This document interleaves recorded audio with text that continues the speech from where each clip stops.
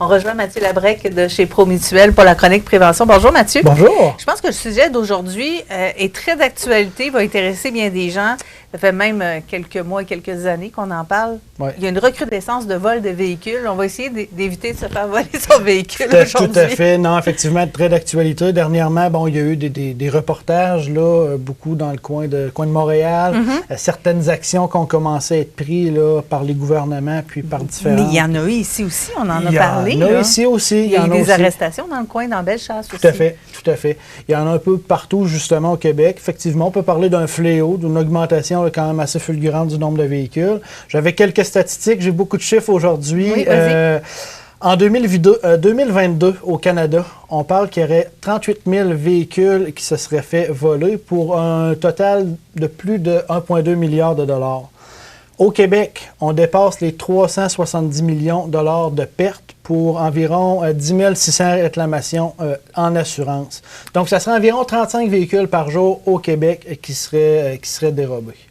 Donc, puis ça passe quasiment tout par le quai de Montréal. Là. Effectivement, effectivement, il y a une ouais. facilité avec le port de Montréal, donc ce qu'on va appeler le Québec-Montréal. Beaucoup Montréal à cause du secteur justement portuaire.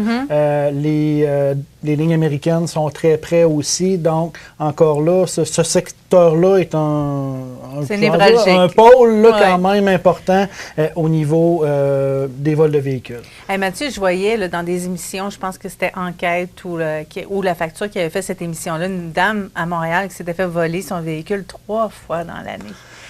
Oui, effectivement. Il y a, effectivement, c'est des cas, c'est des choses qui peuvent survenir. Souvent, il va y avoir des véhicules, des types de véhicules qui sont très recherchés aussi.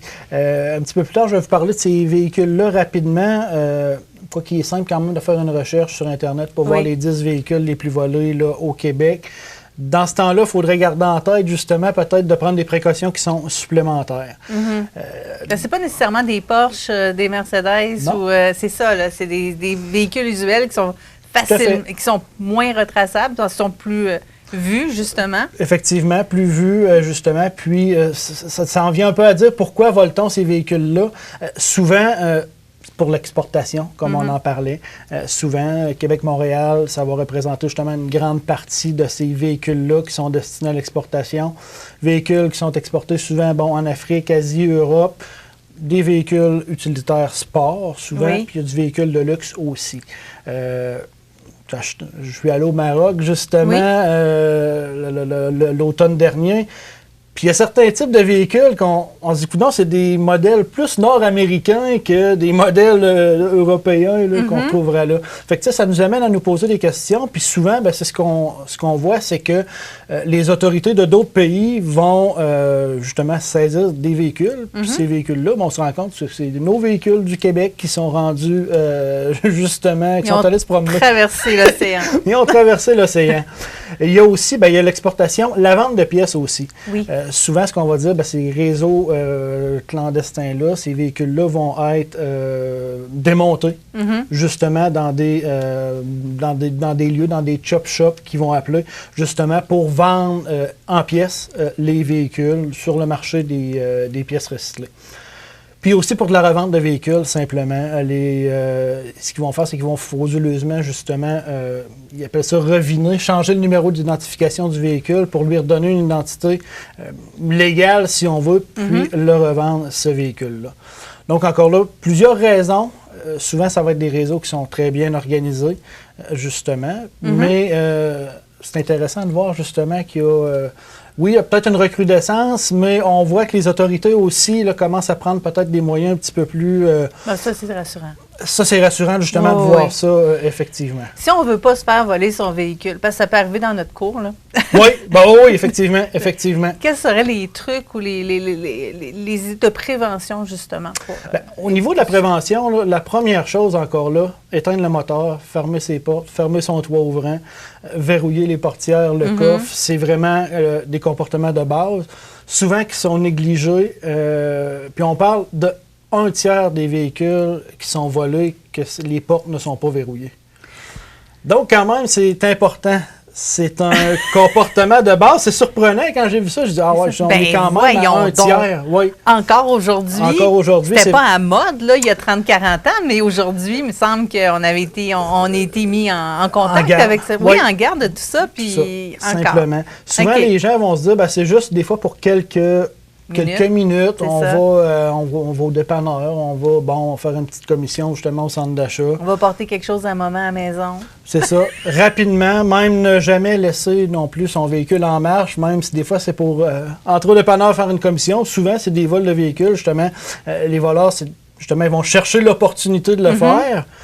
Puis l'opportunité, si le véhicule est en marche puis qu'il peut partir rapidement, il n'y a pas meilleure opportunité que ça. Donc, encore là, on est dans des comportements à changer. Il n'y a pas de frais à ça. C'est simplement nous, en tant qu'individus, de changer nos comportements. Mais on va s'assurer aussi qu'il n'y ait aucun objet de valeur qui soit visible dans l'automobile. Objet de valeur, maintenant, les cellulaires, les portables, encore là, différents.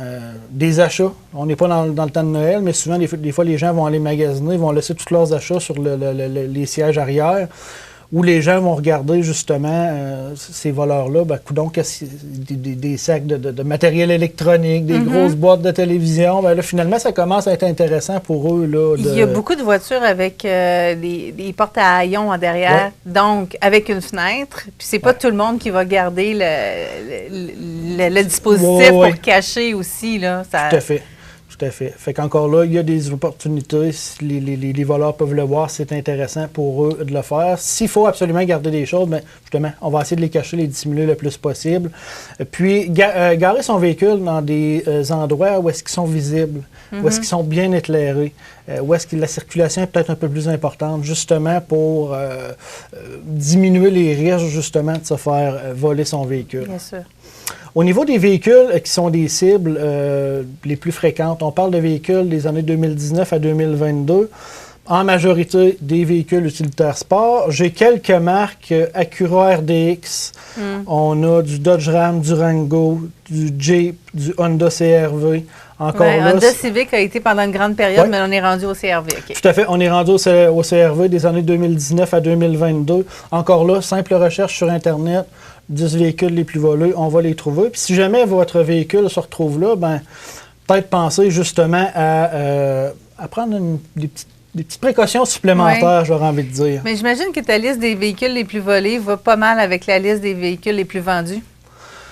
Souvent, sauf effectivement, sauf peut-être pour quelques véhicules. Dans le cas des Acura RDX, sont allés par pourcentage. Par exemple, il y a tant d'Acura RDX d'assurés versus ce qui se fait voler. Le pourcentage, je pense qu'il est aux alentours de 15 qui se faisait voler. Donc, très important. Là. Pour ça, cette marque-là m'a comme surpris un peu, mais en pourcentage, justement, de véhicules volés versus assurés, il est très, très important. Mais par contre, souvent, tout pour ce qui est Jeep, Dodge Ram, même les Ford aussi, les camionnettes, c'est des véhicules qui sont très, très sollicités.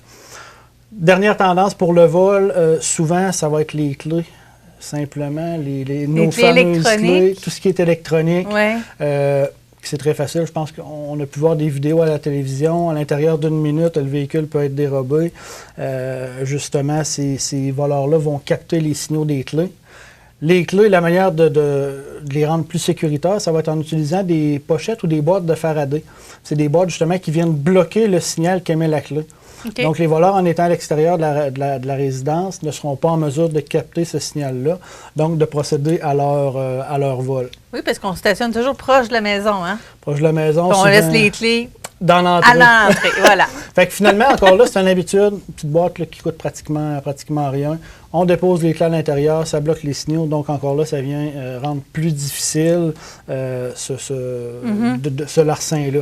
Système de repérage aussi, souvent les manufacturiers vont en installer directement, mais il y en a qui sont encore plus, je dirais, plus sécuritaires ou supérieurs. Donc, système tag, souvent qu'on va appeler, qui eux vont fonctionner par radiofréquence. Donc, à ce moment-là, je vous dirais de consulter justement les professionnels, des fabricants ou vos concessionnaires justement pour s'assurer que c'est bien fait pour vous. Installer des caméras dans notre cours aussi, encore là, qui pointent souvent. Ça peut être bon pour plein de choses. Ça peut être bon pour plein de choses. Si ça vous arrive quand même, On est vraiment rendu là. Parce que malgré toutes ces précautions-là, on peut se faire voler quand même notre véhicule, commencer par le signaler à la police, aviser son assureur ensuite, dire la vérité. Même si on pense que c'est parce qu'on a laissé nos portes débarrées, on dit la vérité. Sinon, si les policiers, les intervenants ils ont un doute, à ce moment-là, ça pourrait rallonger le dossier puis biaiser justement le dossier. Et si tu permets, Mathieu, si vous vous faites voler votre véhicule et vous en êtes conscient, n'essayez pas d'arrêter le voleur.